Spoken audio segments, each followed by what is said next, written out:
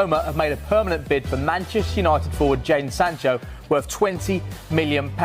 United forward Rasmus Hojlund is open to a move to AC Milan, according to our colleagues at Sky in Italy. Hi there, welcome back. Let's focus on Manchester United now. Their focus right now is on outgoings. It looks like Jadon Sancho's exit from the club is getting closer. Roma have made an offer to sign the forward for around £20 million. Surely, Mark, this would be something that will tempt Manchester United. Well, he's one of the players that Manchester United want to sell. He's into the last year of his contract. He's on massive wages as well, so that's another drain on the club system, particularly when they're conscious of PSR. So therefore, you'd imagine this is the type of offer that will get Manchester United to the table. They know they're going to have to take a hit on what they paid Borussia Dortmund for him, around £73 million. So, it was a big deal back then. Safe to say this hasn't really worked out. Roma offering, like you say, £20 million, but getting him off the wage bill is probably worth another £15 to £20 million this year as well. So it could be a deal that happens. We know that Borussia Dortmund were also interested in taking him, but as of yet, there's been no formal offer to Manchester United. I get the feeling this one might happen. Players open to moving to Serie A. He's had some good experiences in the Bundesliga. Didn't work out at Chelsea last season. It feels like it's only a matter of time now before Jadon Sancho is no longer a Manchester United player.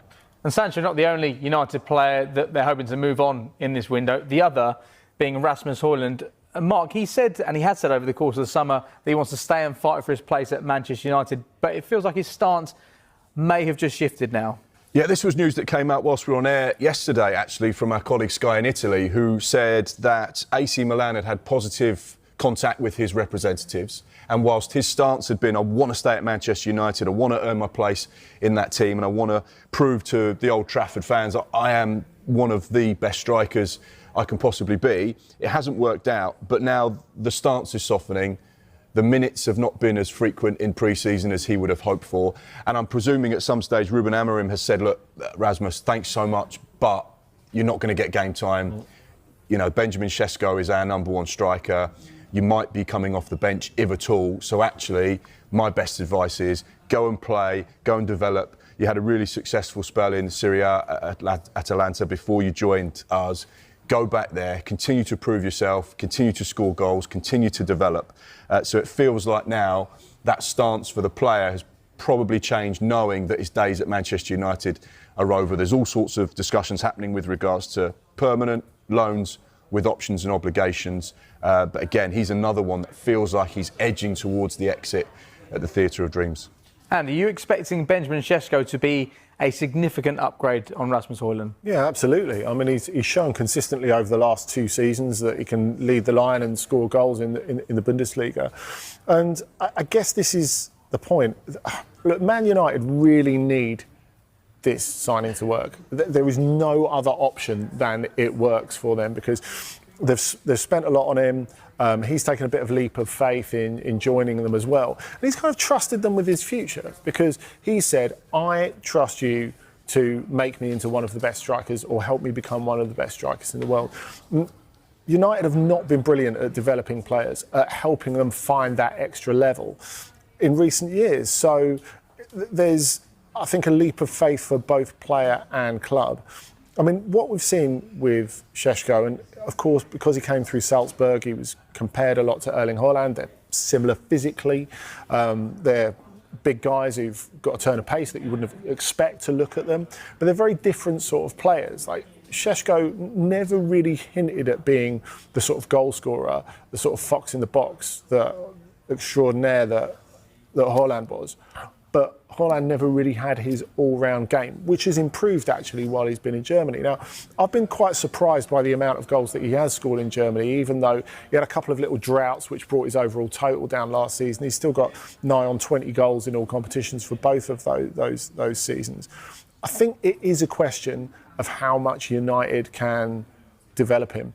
I think, unfortunately, Rasmus Hojlund has been, I think he was bought too soon, a little bit like Joshua Zirkzee, and really, I guess Sesko is that little bit further down the line, but by the same token, you're looking at a little bit like when Alexander Isak arrived in the Premier League. There's someone who's already proven at the top level, but can hit that next level. And that's the aim for Šeško, isn't it? To become one of the absolute best in the Premier League, which he's got the ability to do. It's just, is United the right place for him to do it? A lot on it for both of them. OK, let's wait to see if Hojlund gets that move to AC Milan. Let's get to our first Premier League manager of the morning. Brighton's Carlos Baleiba has been the subject of interest from Manchester United this summer. Can Brighton keep hold of him? Here's the thoughts of their boss, Fabian Hürzeler. Bit of noise about Carlos Baleiba and his future at the club. From what you know, how confident are you that he will be a Brighton player come the end of the window? Very, very, very confident. Yeah? Yes. Any particular reason why? Just my belief. Okay. How has he been over the last few weeks? Obviously, he's picked up this knee injury. So, firstly, is he in line to play tomorrow? But also, how has he been dealing with this? He's just 21 years old. There is a lot of noise. How's his state of mind as well as his physical fitness? I didn't see any change. He only changed his hairs. So I think that was the only change he made the last 2 weeks. But overall, he seems to be in a really good place. He's enjoying it with his teammates. He's enjoying it being a Brighton player. He's very grateful to have the process he had in the last season. So I didn't see any big change. And he's an option to start for tomorrow, yes. Manchester United are edging closer to finalising a high-profile double signing, with Carlos Baleiba and Gianluigi Donnarumma both on the brink of joining the club. Negotiations have advanced significantly, and Fabrizio Romano reports that key agreements are already in place. The Red Devils are determined to wrap up the transfers before the close of the window, underlining the club's intent to strengthen the squad in key areas. New manager Ruben Amorim has played a pivotal role in identifying both targets, viewing Baleiba as an essential addition to his midfield setup and Donnarumma as a world-class solution between the posts.